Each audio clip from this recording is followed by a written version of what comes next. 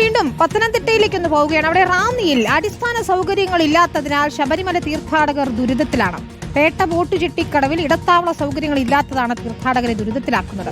വിശ്രമിക്കാനും കുളിക്കാനും ഒക്കെ എത്തുന്ന തീർത്ഥാടകർക്ക് പക്ഷേ പ്രാഥമിക കൃത്യം നിർവഹിക്കാൻ പോലും സംവിധാനമില്ല ഇവിടെ എന്നതാണ്.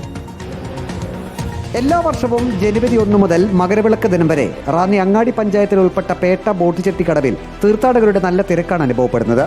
നിലവിൽ ഉപേക്ഷിക്കപ്പെട്ട കെട്ടിടങ്ങളുടെ സമീപമാണ് തീർത്ഥാടകർ വിശ്രമിക്കുന്നത്.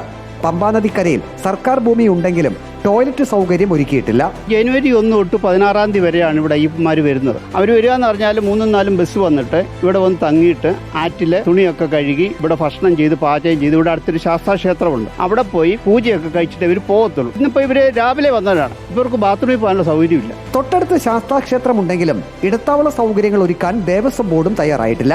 ഒരു 2 ഏക്കർ സ്ഥലം പുറമ്പോക്ക് ഗവൺമെന്റിന്റെ ഇവിടെ കിടപ്പുണ്ട്. ആ സ്ഥലം നമുക്കെടുത്ത് ഇവിടെ നല്ലൊരു ടോയ്ലറ്റ് അയ്യപ്പന്മാർക്ക് വിരിവെക്കാനുള്ള സൗകര്യം ഇവിടെ ഒരുക്കി കൊടുക്കാം. ഇതിനെ ആരും മുന്നോട്ട് വരുന്നില്ല. ഒരു സംഘടനകളോ അതല്ലെങ്കിൽ ജനപ്രതിനിധികളോ ആരും മുമ്പോട്ട് വരാത്തതാണ് ഇതിനൊരു വലിയ വീഴ്ചയായിട്ട് നമുക്ക് പറയാൻ സാധിക്കുന്നു. മുൻകാലങ്ങളിൽ മകരവിളക്ക് തീർത്ഥാടന കാലത്ത് ബോട്ട് ജെട്ടിക്കടവിൽ തീർത്ഥാടകർക്കായി അടിസ്ഥാന സൗകര്യങ്ങൾ സർക്കാർ ഒരുക്കിയിരുന്നു.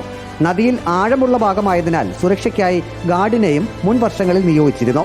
ഇക്കുറി ഗാർഡിന്റെ സേവനവും ഇല്ല. ഈ ഭാഗത്ത് ടോയ്ലറ്റ് സംവിധാനം അടിയന്തരമായി ഒരുക്കണമെന്നാണ് ആവശ്യമുയർന്നിട്ടുള്ളത്. റിപ്പോർട്ടർ, പത്തനംതിട്ട.